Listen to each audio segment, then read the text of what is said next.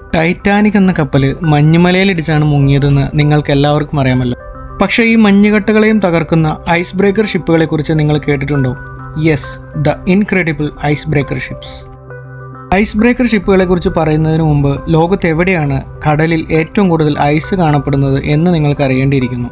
Polar റീജിയണിലാണ് ഏറ്റവും കൂടുതൽ ice രൂപപ്പെടുന്നത്. അതായത് ആർട്ടിക്, അന്റാർട്ടിക് ധ്രുവങ്ങളിലാണ് എപ്പോഴും മഞ്ഞ് മൂടിയിരിക്കുന്നത്. ലോകത്ത് ഏറ്റവും തണുപ്പേറിയ റീജിയൻ പോളാർ ഏരിയകളാണ്. അവിടുത്തെ ഉയർന്ന ലാറ്റിറ്റ്യൂഡും സൂര്യൻ്റെ രശ്മികൾ വളരെ താഴ്ന്ന ആംഗിളിൽ അവിടെ പതിക്കുന്നത് മൂലവും ആ ഭാഗങ്ങൾ എപ്പോഴും മഞ്ഞ് മൂടി തണുത്തുറച്ചാണ് ഇരിക്കുന്നത്. ഇത്രമാത്രം അപകടം നിറഞ്ഞ മഞ്ഞുകട്ടകൾ നിറഞ്ഞ ഈ ഒരു ഏരിയയിലൂടെ എന്തിനാണ് കപ്പലുകൾ പാസ് ചെയ്യുന്നത്?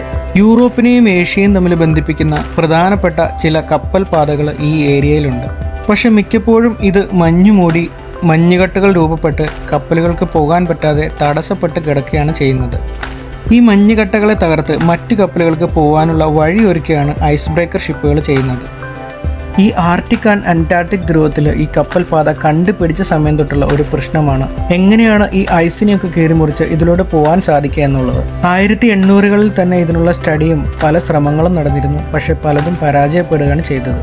ആ കാലത്ത് മാനുവൽ ലേബേഴ്സിനെ ഉപയോഗിച്ചിട്ടാണ് ഈ ഐസൊക്കെ ബ്രേക്ക് ചെയ്ത് കപ്പലുകൾക്ക് പോകാനുള്ള പാത വെട്ടി രൂപപ്പെടുത്തിക്കൊണ്ടിരുന്നത്. പക്ഷെ അത് ഒരുപാട് ടൈം കൺസ്യൂമിങ്ങും പണച്ചെലവും ഒക്കെയുള്ള ഒരു കാര്യമായിരുന്നതിനാൽ ഇത് ഒട്ടും പ്രാക്ടിക്കൽ ആയിരുന്നില്ല.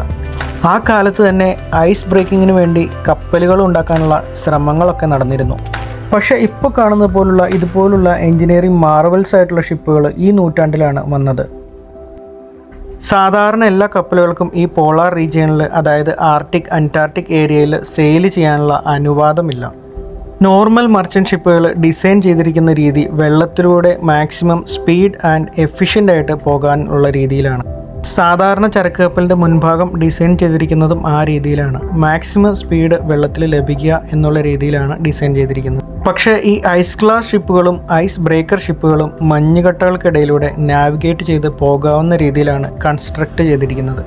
എന്താണ് ഐസ് ക്ലാസ് വെസലുകളും ഐസ് ബ്രേക്കർ വെസലുകളും തമ്മിലുള്ള വ്യത്യാസമെന്ന് ചോദിച്ചാൽ, ഐസ് ക്ലാസ് വെസലുകൾ ഈ ഐസ് നിറഞ്ഞ പാതയിലൂടെ നാവിഗേറ്റ് ചെയ്ത് പോകാൻ വേണ്ടിയിട്ട് ഡിസൈൻ ചെയ്തിട്ടുള്ളതാണ്. അവരുടെ ഹൾ അഡീഷണലായിട്ട് സ്ട്രെങ്തൻ ചെയ്തിട്ടുള്ളതാണ്. ഈ സബ്സീറോ ടെമ്പറേച്ചേഴ്സ് എല്ലാം വിത്ത്സ്റ്റാൻഡ് ചെയ്യാനുള്ള കപ്പാസിറ്റിയും ഇതിൻ്റെ സ്ട്രക്ചറിനുണ്ട്. ഐസ് ക്ലാസ് വെസലുകൾ ഒരിക്കലും മഞ്ഞുകട്ടകളെ തകർത്തു മുന്നേറാൻ കഴിവുള്ളതല്ല. പക്ഷേ ഐസ് ബ്രേക്കർ ഷിപ്പുകൾ ഡിസൈൻ ചെയ്തിരിക്കുന്നത് മഞ്ഞുകട്ടകളെ തകർത്തുകൊണ്ട് ഐസ് ക്ലാസ് വെസലുകൾക്ക് വഴിയൊരുക്കുക എന്നതിന് വേണ്ടിയിട്ടാണ്. ഐസ് ബ്രേക്കർ ഷിപ്പുകളുടെ മുൻഭാഗം റൗണ്ടഡ് ആയിരിക്കും, അല്ലെങ്കിൽ പ്രത്യേക രീതിയിൽ ഡിസൈൻ ചെയ്തിട്ടുള്ള മുൻഭാഗമായിരിക്കും. ഐസ് ബ്രേക്കർ ഷിപ്പുകൾ ഒരിക്കലും നേരെ ചെന്ന് മഞ്ഞുകട്ടയിലേക്ക് ഇടിച്ചിട്ടല്ല മഞ്ഞുകട്ടകളെ തകർക്കുന്നത്. അവയുടെ മുൻഭാഗം റൗണ്ടഡ് ഷേപ്പ് ആയതിനാൽ മഞ്ഞുകട്ടയുടെ മുകളിലൂടെ തെന്നിക്കയറി കപ്പലിൻ്റെ മൊത്തം വെയിറ്റ് ഉപയോഗിച്ച് ഈ മഞ്ഞുകട്ടകളെ ക്രഷ് ചെയ്ത് പൊടിച്ച് തകർക്കുകയാണ് ഐസ് ബ്രേക്കർ ഷിപ്പ് ചെയ്യുന്നത്.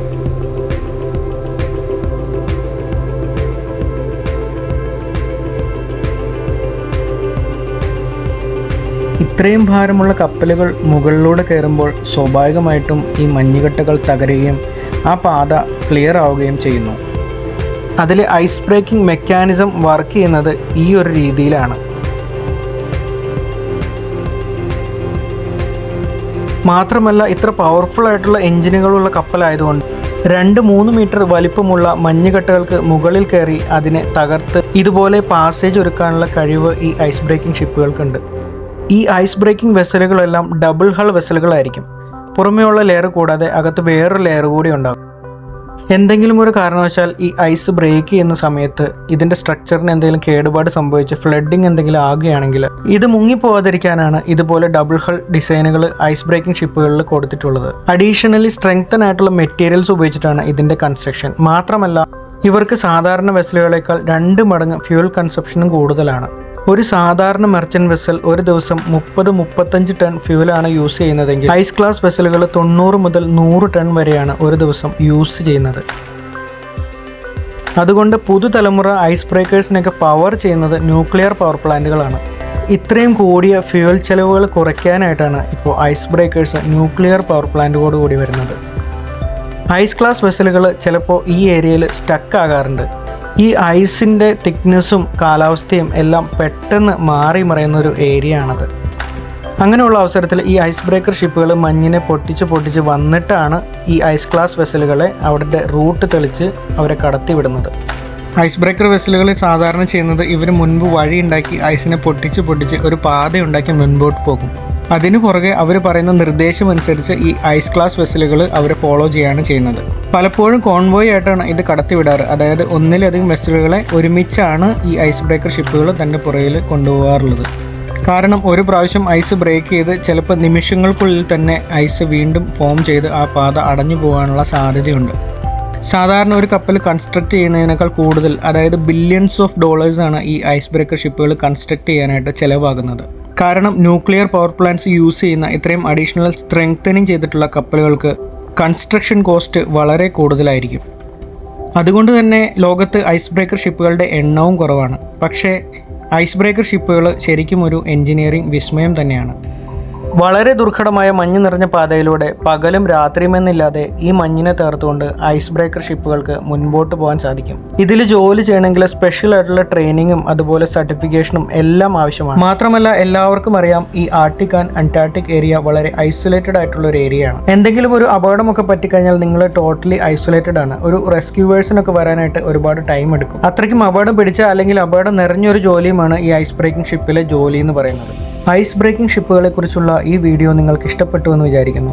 മർച്ചന്റ് നേവിയെക്കുറിച്ചും കപ്പലുകളെക്കുറിച്ചും കൂടുതൽ അറിവുകൾ നേടാൻ നിങ്ങൾ ആഗ്രഹിക്കുന്നുണ്ടെങ്കിൽ ഈ ചാനൽ സബ്സ്ക്രൈബ് ചെയ്യുക. അടുത്തൊരു വീഡിയോയുമായി വീണ്ടും കാണുന്നവരെ എല്ലാവർക്കും ഗുഡ് ബൈ.